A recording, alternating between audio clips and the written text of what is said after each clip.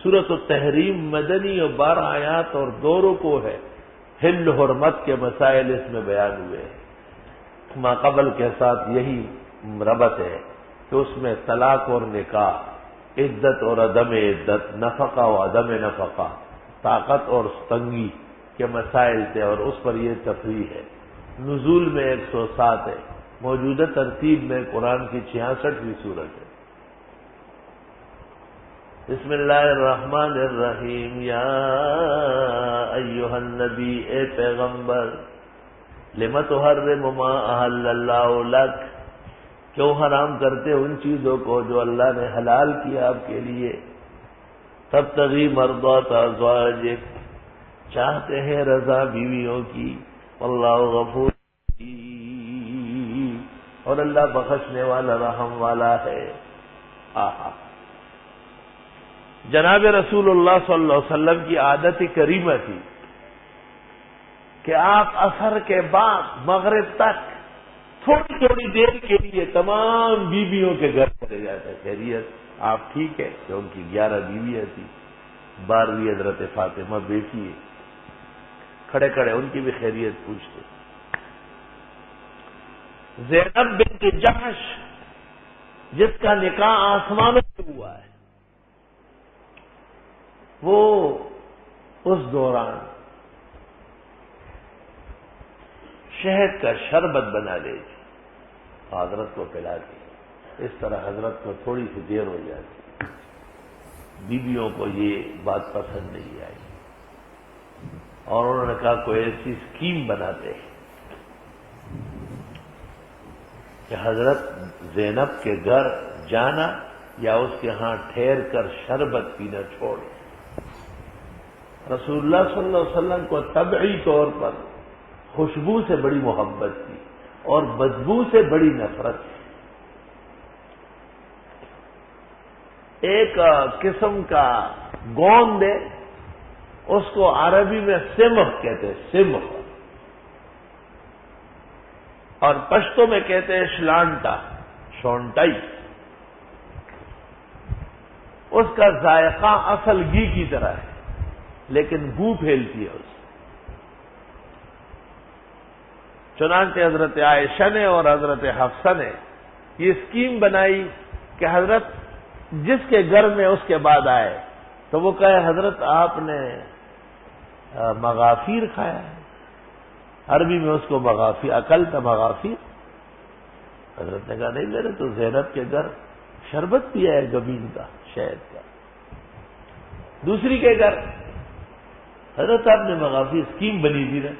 جب 3-4 بیویوں نے ایسا کہا، پورا گروپ تھا عائشہ و حفصہ کا، یہ اس طرف تھی اور حضرت زینب ادھر تھی، 2 گروپ تھے، 2 ٹیمیں بنی ہوئی۔ تو حضرت نے کہا میں نے تو زینب کے گھر شہد کھایا، ہو سکتا ہے جن مکیوں نے شہد بنایا ہو وہ کبھی مغافیر کے پودوں پر بیٹھ گئی ہو اور اس شہد کے رس میں مغافیر کی بو آئی۔ حضرت سودہ بخاری میں کہتی ہے میں کہنے والی تھی کہ حضرت یہ سازش ہے، کچھ نہیں، لیکن عائشہ سے کہا تجھ سے ڈر لگتا ہے کہ تو لڑے گی۔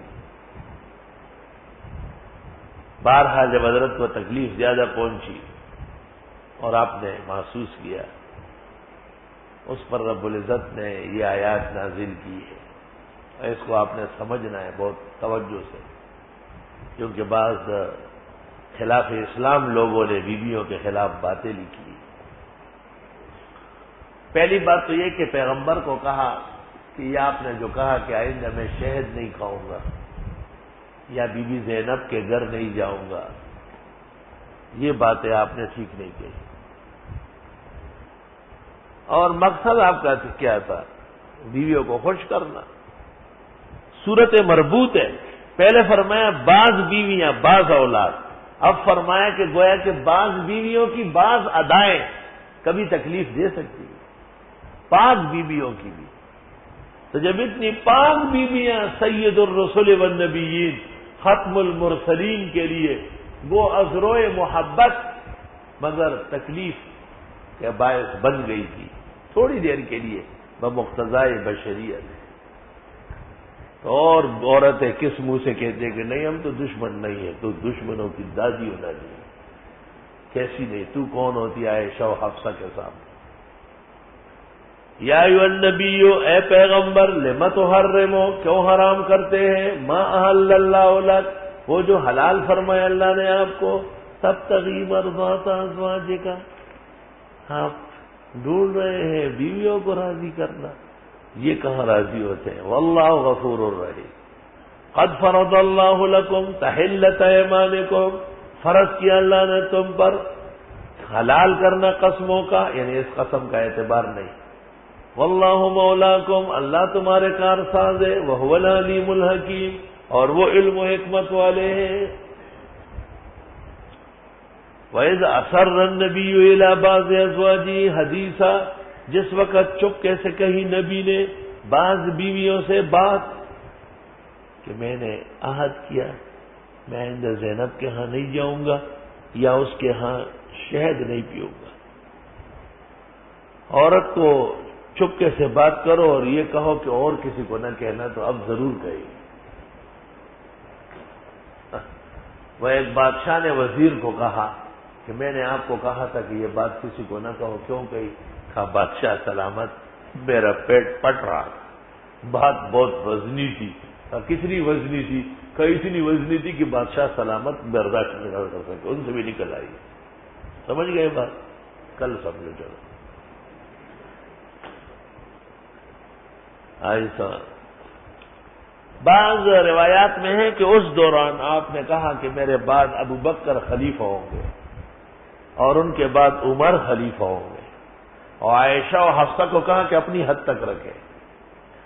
فلما نبأت به، جس وقت بی بی بیان کرنے لگی وہ پھیلا دیا، وَأَظْهَرَهُ اللَّهُ عَلَيْهِ، اور ظاہر کی وہ بات اللہ نے نبی پر، عرف بعضه، آپ نے بتا دیا کچھ ایسا، وَأَعْرَضَ عَن بَعْضٍ، اور چھوڑ دی کچھ بات۔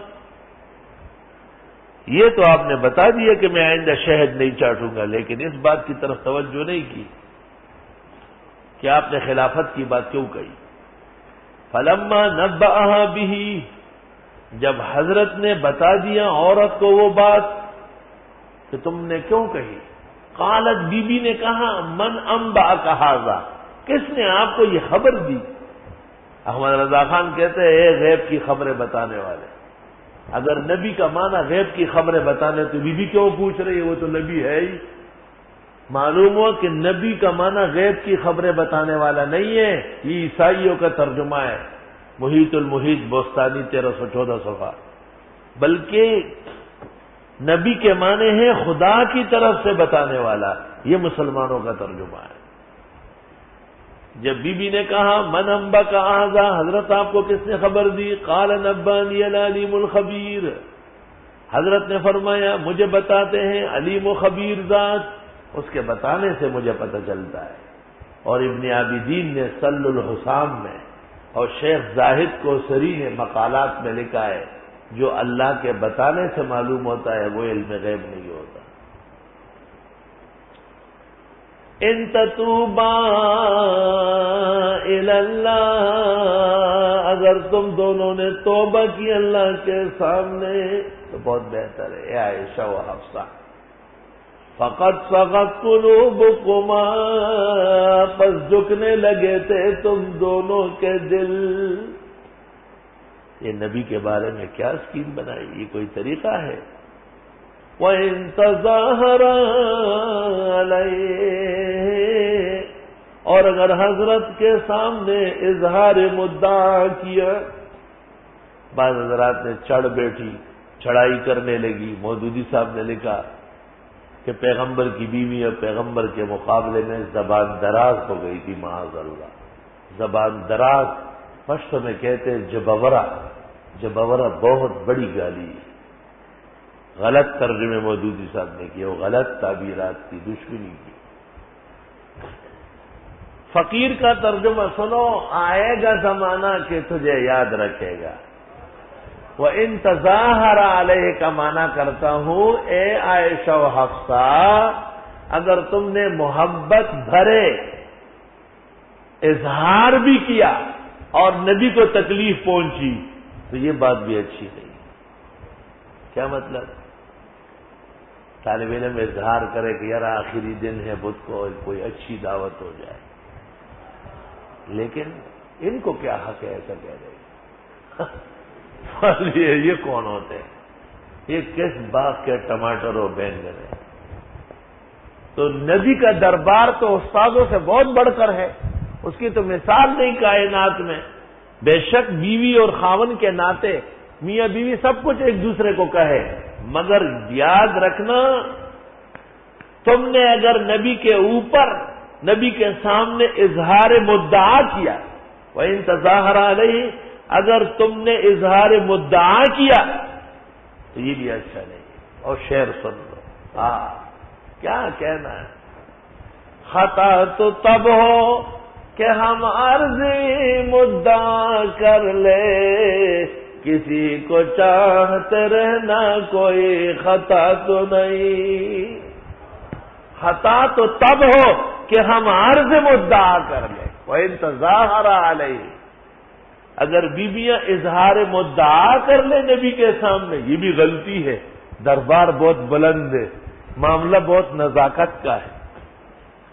خطا تو تب ہو کہ ہم عرض مدعا کر لیں، کسی کو چاہتے رہنا کوئی خطا تو نہیں. علماء نے آیات کے ذیل میں لکھا ہے کہ خاوند کو اپنے طرف متوجہ کرنے کے لیے عورتوں کے ہتھ کنڈے، تعویذ اور گنڈے، دم درود، اتدا، چینی اور پانی دم کرا کے کھلانا پلانا ناجائز و حرام. خاوند کو مسخر کرنا چاہتی ہے.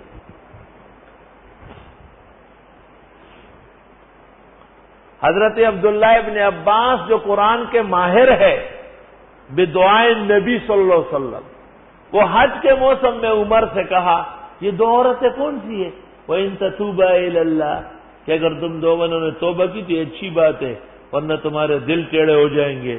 حضرت عمر نے کہا واہ ابن عباس، آپ کو یہ پتہ نہیں، ہما عائشہ و حفصہ، ایک ابو بکر کی بیٹی عائشہ اور دوسری میری بیٹی حفصہ، بڑے گھرانوں کی عورتیں ہیں.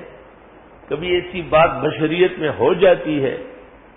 اگر تم دونوں نے اظہار مدعا کیا نبی کے سامنے، فإن اللہ مولاہ، پس بے شک اللہ ان کے کارساز ہے. وہ جبریل، اور جبریل بھی ان کے دوست ہے. وہ صالح المومنین، اور نیک مسلمان بھی.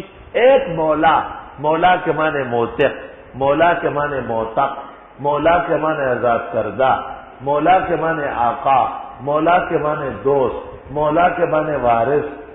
25 کے قریب معنی مولا کے زبید بلگرامی نے تاج العروج شرح قاموس میں لکھے. جب مولا کا لفظ اللہ کے لیے ہو، من کنت مولا فعلی مولا، محبت کے معنی میں، جو مجھ سے محبت کرے علی سے بھی کرے، کیونکہ خالد بن ولید نے حضرت علی کی کچھ بےادبی کی تھی. اور جب یہ مخلوق کے لیے آئے تو دوست کے معنی میں. والملائکۃ بعد ذلک ظہیر، اور فرشتے اس کے بعد مددگار ہیں. عسیٰ ربہ ان طلقکن، قریب ہے کہ اگر طلاق، امید ہے رب سے کہ اگر نبی طلاق دے تم عورتوں کو، ان یبدلہ، کہ بدل دے نبی کے لیے، ازواجن عورتیں، خیرا منکن، بہتر تم سے، مسلمات مسلمان، مومنات مومن، قانتات عاجز، صائبات سیب، دوسرے نمبر والی، عابدات عبادت گزار، سائحات روزے رکھنے والی ہے، سیبات تائبات پہلا لفظ ہے توبہ کرنے والی، اب آگے سیبات سیب، سیبہ کواری کے علاوہ جو ہوتی ہے. وہ ابکارا، اور باکرے، باکرہ صرف ان میں عائشہ تھی. یا ایھا الذین آمنوا، اے ایمان والو، قوا انفسکم واہلیکم نارا، بچاؤ اپنے آپ کو اور اپنے ماننے والوں کو جہنم سے. وقودھا الناس والحجارہ، جس کا ایندھن لوگ اور پتھرے ہیں. علیہا ملائکۃ غلاظ، وہاں فرشتے ہیں سخت، شداد، نہایت سنگین. لا یعصون اللہ ما امرہم، نہیں نافرمانی کرتے اللہ کی جو ان کو کہا گیا ہو. ویفعلون ما یؤمرون، اور کرتے ہیں جیسے ان کو حکم دیا جاتا ہے. فرشتے تابعدار مخلوق ہیں۔ یا ایھا الذین کفروا، اے کافرو، لا تعتذروا اليوم، بہانے نہ بناؤ آج کے دن، انما تجزون ما کنتم تعملون، بے شک تم کو سزا دی جاتی ہے تمہارے اعمال کی۔